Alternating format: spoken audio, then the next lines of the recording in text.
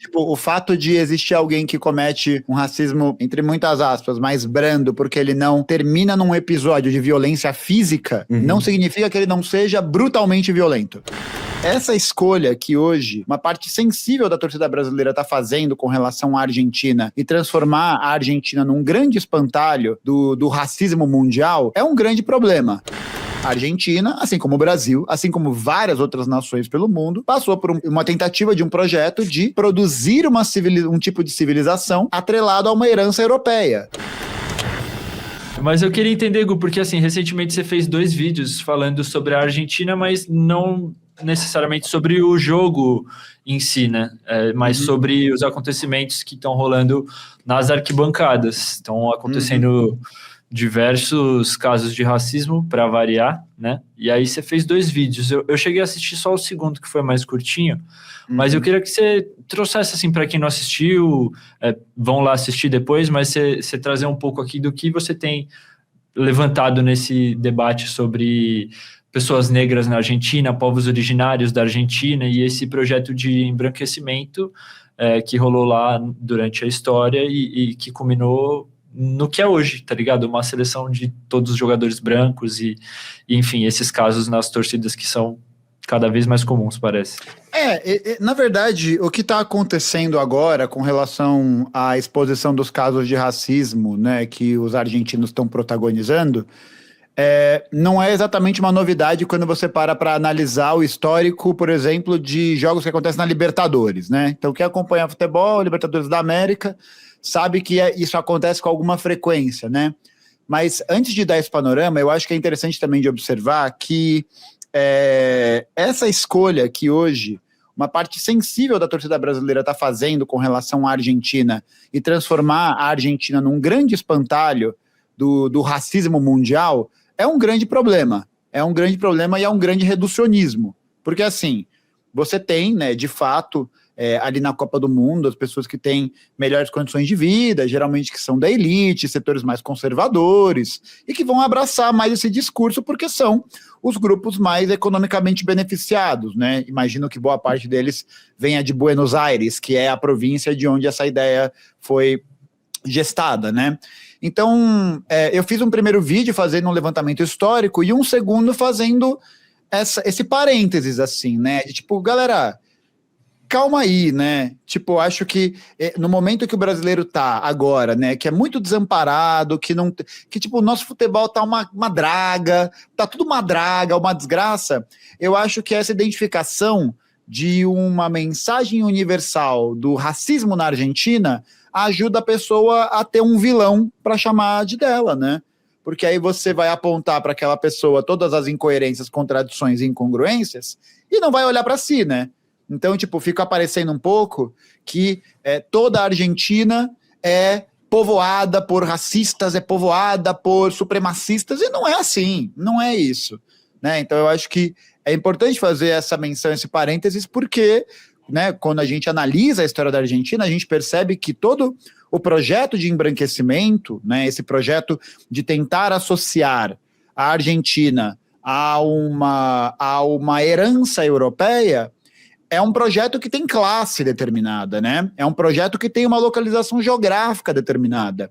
É um projeto que tem interesses econômicos por trás. Então, ele não é uníssono no que diz respeito à aceitação geral, de todo mundo. A gente tem movimentos dentro da Argentina, por exemplo, que são bem mais fortes com relação às populações indígenas, né? De reconhecimento, de luta por território e tudo mais, que acabam ficando debaixo do tapete, porque o que vai dar mais engajamento, o que vai dar mais essa polêmica é essa generalização total. Tanto que eu fiz esse primeiro vídeo, e, cara, eu fiquei muito surpreso com a repercussão, assim. Eu imaginei que fosse ser um vídeo que ia ir bem, porque o assunto tava ali no hype, mas hoje passou de 212 mil visualizações, assim, totalmente maluquice, assim.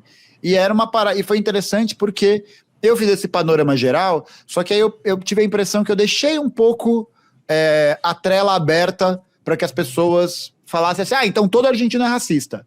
E aí eu comecei a ver muito isso nos comentários. E eu falei, porra, não é assim, né? não é assim, porque, pô, se parar para... E aí, enfim, né, os argentinos no vídeo falando, e o racismo no Brasil, né? Tipo, coisas que não tem muita relação, mas que eu percebi que deixou uma fresta aberta para uma interpretação que eu acho que ela é prejudicial para a educação do público, tá ligado? Então eu acho que é importante que a gente remonte essa história, né?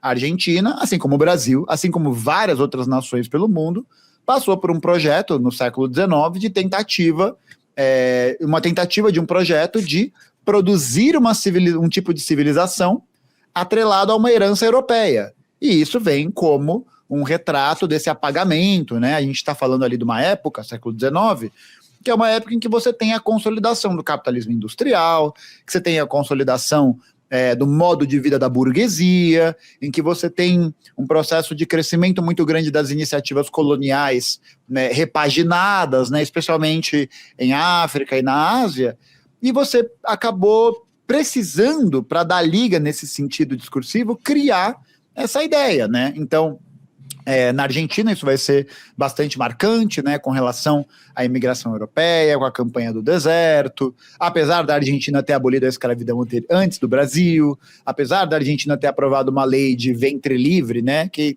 igual o Brasil, é meio uma lei que não funciona muito bem, né, porque a criança filha da escravizada não tem para onde ir, né? Sim. Mas você tem um avanço nesse sentido, assim. E no caso brasileiro não é diferente, né? Então, quando a gente para pensar no projeto de embranquecimento do Brasil, a diferença fundamental é que o deles foi para frente e o nosso encontrou pontos de resistência mais fortes, né? Muito disso causado também porque lá a população negra era franca minoria, né? Ela realmente era uma minoria muito diferente do que aconteceu aqui, né? Então, acho que quando a gente analisa esse processo, né, é interessante de ver como essa história se conecta, porque a gente não tem jogadores negros na Argentina, mas você tem jogadores históricos de ascendência indígena, como o Maradona, o Carlitos Tevez, o Riquelme, né? Então você tem uma galera que foi o top assim do jogo, que tinha uma herança, uma conexão com os povos originários, por exemplo, né? Então acho que fazer essas menções é importante para que a gente não caia. Eu não sei nem se dá para, não sei se falar xenofobia, né? Mas eu acho que para a gente não cair em um raciocínio muito simplório, né? Porque assim, pô, você vai querer cobrar o Messi das posições, tudo bem, ele é omisso, ele poderia fazer mais? Poderia, mas e o Neymar, né? E o maior ídolo da nossa geração que pagou fiança para um cara que foi condenado ou julgado por estupro, tá ligado? Tipo, tá tudo bem? É isso? A gente vai ignorar esse fator? Então eu acho que é um cuidado que é necessário, né? Então acho que E esse tema foi muito legal, porque eu acho que ele trouxe uma perspectiva pra galera ver essa história em comum, né? O Brasil e a Argentina têm uma história em comum. Eles têm alguma coisa que é parecida. E essa similaridade, né? Essa aproximação, ela acontece principalmente porque foram dois países que foram colonizados, foram dois países em que o sistema colonial foi implementado, em que você teve também essa dimensão de uma sociedade criada a partir da segregação, da exploração e tudo mais, né? Então, eu acho que é isso, assim. Inclusive, eu assisti hoje ou ontem, agora eu não lembro mais, do vídeo do Jones, acho que ele soltou ontem, eu assisti hoje, um vídeo em que ele comenta sobre todo argentino ser racista, que é um vídeo bem interessante, que ele também trabalha essa ideia, recomendo aí todo mundo que quiser saber mais assistir também. E só pegando um gancho nisso aí que você falou, Gu, nessa reflexão, eu acho que é um momento muito importante, assim, e acaba sendo frutífero para que a gente consiga discutir a forma como o racismo funciona em cada país, como o racismo funciona na Argentina, e porque muitas pessoas entendem o racismo só como se fosse um xingamento direto, igual às vezes a torcida, não só a torcida argentina, às vezes paraguaia, chilena, brasileira também faz, tá ligado? Exato.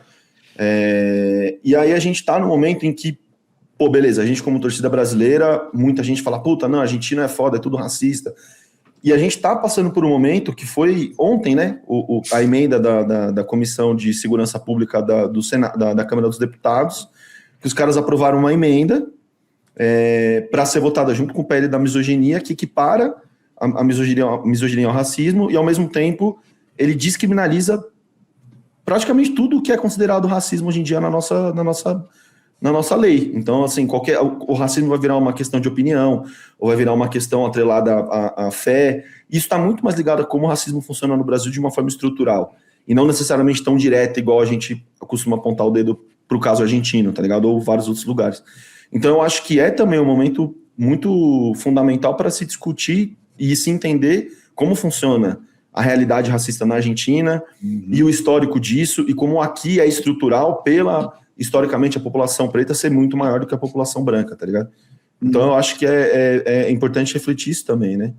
Não, total. Eu tô lendo agora um livro lá na área de membros do Clube de Leitura, um livro de um militante, de um intelectual chamado Walter Rodney. O Walter Rodney foi um militante, um intelectual da Guiana Britânica. Esse é outro fun fact, né? Muita gente, a gente nem sabe que a Guiana, a atual Guiana, foi colônia dos ingleses até 1975. Nossa, eu não sabia disso. Outro dia, mano. Outro dia. E, ó, e lembrando, nós ainda temos um território colonial na América do Sul, né? A Guiana Francesa. Sim. Ainda é uma colônia. Eles chamam de território ultramarino, porque aí você cria, enfim, né? É o nome mais bonitinho para colônia, né? Exatamente. É o nome mais fofo. Exatamente, né? Você vira o Fudilson e não o fudido, né? Sei lá. E aí, ele tem ele escreveu da Guiana, né? E aí, a Guiana, assim como muitas outras localidades que foram dominadas pelo Império Britânico, recebiam muitas pessoas que eram enviadas de outras colônias, né? Então, você tinha muito esse fluxo migratório que acontecia intracolonial, né? Posses britânicas. E aí, na Guiana, existia, por exemplo, uma política racial de diferenciação entre brancos, negros e aquilo que eles chamavam de colored people, que eram pessoas vindas, por exemplo, das Índias, eram pessoas vindas da Indonésia, eram pessoas vindas desses territórios que a Inglaterra dominava, né? Com exceção da Indonésia, era a Holanda, mas enfim, com esses territórios que a Inglaterra dominava, e aí você tinha diferentes políticas raciais que existiam para poder demarcar. Na África do Sul era a mesma coisa. Tipo, você tinha ali a repressão que era feita contra os negros e você tinha a repressão que era feita contra os indianos, mas dentro da hierarquia racial, os indianos geralmente eram superiores aos negros locais. Inclusive, parênteses rápido, fun fact, Mahatma Gandhi, esse que a galera ama, né? A galera, pô, que lindo, né? Homem da paz, né? Ele faz a pombinha, né? Com a roupinha voando e tal. Ele é a pombinha. Exatamente, ele se transformou num pombo. Ele foi oficial durante um tempo da Guarda Britânica na África do Sul, defensor do apartheid. Defensor do apartheid porque ele mesmo tinha essa percepção, por exemplo, de que os indianos eram mais próximos dos britânicos do que dos negros. Caramba. Num aspecto de civilização.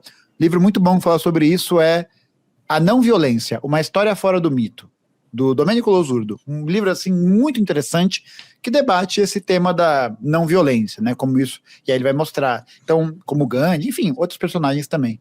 Mas disso assim, então acho que é o que você falou, é um momento muito importante para a gente conseguir complexificar melhor esse debate e mostrar que racismo não é só o que aparece na propaganda da Globo, né? Tá ligado? Tipo, que você tem uma imagem definida e uma imagem numa caixinha do que é o racismo. Não, ele se expressa de diferentes maneiras e ele é uma parte constitutiva da nossa sociedade. Ele é uma parte central no processo de formação da nossa ideia de nação, né? Da nossa ideia de Brasil, de Argentina, de América, de tudo isso. E só em complemento isso, que eu até ouvi esses dias, saiu tem acho que um mês, um censo brasileiro sobre segurança pública, e que mostra que, obviamente, dois a cada 3 assassinatos no Brasil são cometidos contra pessoas pretas. As pessoas pretas são coisas que, por mais que a gente saiba, os dados estão aí para mostrar que, obviamente, o Brasil continua sendo um país extremamente racista. E eu acho que esse racismo que existe no Brasil, a forma como o racismo se disseminou no Brasil e existe no Brasil, ele é mais cruel, inclusive, do que na Argentina, por exemplo, ou até mesmo que nos Estados Unidos, tá ligado? Porque é uma coisa por debaixo dos panos, por exemplo, e que todo mundo nega. Ao passo de que todo mundo nega. Nos Estados Unidos é muito declarado, porque obviamente a população preta é menor. No Brasil isso é tido como, não, as pessoas pretas estão sempre loucas, elas entenderam errado, não é aquilo que as pessoas quiseram dizer. Enquanto isso, a polícia continua tendo um tipo de alvo só. Enfim, esse senso é muito interessante. Talvez na próxima live, eu acabei nem separando porque vacilei, mas faz parte desse debate que a gente está tendo também. Acho é uma manifestação direta e indireta do racismo, né? Apesar de eu achar que eu acho cada vez mais que, na verdade, essas diferenciações de categoria não existem. Uhum. Tipo, o fato de existir alguém que comete um racismo, entre muitas aspas, mais brando, porque ele não termina num episódio de violência física, não significa que ele não seja brutalmente violento. Tá ligado? Sim. Porque eu acho que, inclusive, essa dicotomia, essa separação, ela pode servir para a gente pensar uma categoria, por exemplo, estatística, para poder pensar alguma coisa no sentido de uma violência expressa de uma forma mais explícita, mas que qualitativamente, em termos de qualidade, é a mesma coisa. Não muda nada, né? Só que a diferença do Brasil, que você falou, daí é até interessante para o pessoal saber, diferentemente da Argentina, em que esse projeto de embranquecimento, em que esse projeto de tentar equiparar a Argentina a um Estado-nação europeu foi bem sucedido, aqui no Brasil a gente tem uma virada, especialmente ali nos anos 50. Então, na primeira metade do século XX, você tem um alinhamento da intelectualidade nacional, né, ali das camadas mais reconhecidas e tal, da sociologia brasileira, que dialogavam muito também com a medicina do darwinismo social, né? Então, tipo, você tinha o Conde Gobineau, que foi uma referência nos estudos, por exemplo, relativos ao darwinismo social biológico, né? Mas você tinha outros, você tinha personagens como Nina Rodrigues ou Oliveira Viana, que eram dois intelectuais bem importantes dessa primeira metade, que atrelavam o subdesenvolvimento do Brasil ao fato do Brasil ter uma população muito grande de pessoas negras. Então, essa linha do embranquecimento ela era próxima nessa época. Quem muda esse jogo, essa virada, é o Gilberto Freire, com a publicação de Casa Grande Senzala. Então, com Casa Grande Senzala, o Gilberto Freire traz pela primeira vez uma tese que algumas pessoas chamam de lusotropicalismo, né? A ideia de que os portugueses, eles não eram violentos iguais os ingleses, eles não eram violentos igual os espanhóis, eles assimilavam as culturas, né? Então era a partir dessa assimilação, era a partir dessa integração, né, até que o Freire fala dos 3 grandes rios, né? O Rio Branco, o Rio Negro e o Rio Indígena. E aí se monta a ideia da democracia racial, de que, na verdade, o que nos caracteriza de maneira positiva e que poderia e seria um inibidor do racismo é a miscigenação. É essa ideia da mistura dos povos, né? Que é a brasilidade, né? O que obtém uma brasilidade. Exato. Você cria uma impressão desse movimento ideológico da brasilidade ser a argamassa que consegue conectar e prender esse sentido e ideia de Brasil. Só que outros intelectuais, né, outras intelectuais, como Clóvis Moura, Lélia Gonzalez, Beatriz Nascimento e tal, refutam essa ideia, né, porque demonstra que de democracia racial nunca foi uma democracia racial, né, nunca houve uma harmonia, né, porque é isso, porque o eixo de comparação desses setores era o quê? Comparar com a Ku Klux Klan, né, que é a precursora do partido nazista. Sim. Que você tem não só uma institucionalização, né, do racismo, com as Jim Crow Laws e tudo mais, mas você tem a produção de grupos de extermínio, né? Você tem essa diferença de minoria e maioria mais demarcada, o que no Brasil não era o caso. Então eles criaram uma linha ideológica que permitiu com que se criasse essa fantasia, né? Essa ficção simbólica para dizer que o Brasil não era tão racista quanto os Estados Unidos, não era tão racista quanto a Inglaterra. E que vê até hoje, né? Os argentinos são os mais racistas. Olha como essa parada da democracia racial ainda dá liga nos dias de hoje. Exato. Porque a pessoa fala isso, ela está presumindo essa ideia de que aqui tá tudo bem. De que você tem... você pode, com uma régua, medir o racismo do outro. Sendo que são processos, né? Então acho que foi muito frutífero para isso, para demonstrar que as coisas são iguais, porém diferentes, e que elas fazem parte de uma mesma estruturação lógica. Elas fazem parte de um mesmo fenômeno que produz manifestações históricas distintas, diferentes, mas fazem parte da mesma coisa, do mesmo motor, que foi o motor do colonialismo, né? Pois é, muito foda. Leiam muito Walter foda. Rodney, tá? Porque, ó... Walter Rodney, qual que é o nome do livro, Gu? Como a Europa subdesenvolveu a África. E nesse livro, o Walter Rodney vai contar como a Europa subdesenvolveu a África. Sinopse do livro. Exatamente. Para surpresa de 0 pessoas. Spoiler, gente, é verdade, viu? É verdade. Não, é sempre bom avisar o público, né? É sempre bom dar esse... Aí o cara abre o livro e fala, nossa, que livro de lacração é esse aqui que eu abri? Como que eu pude? Como que me enganaram? A gente avisou. Então, já tô avisando aqui,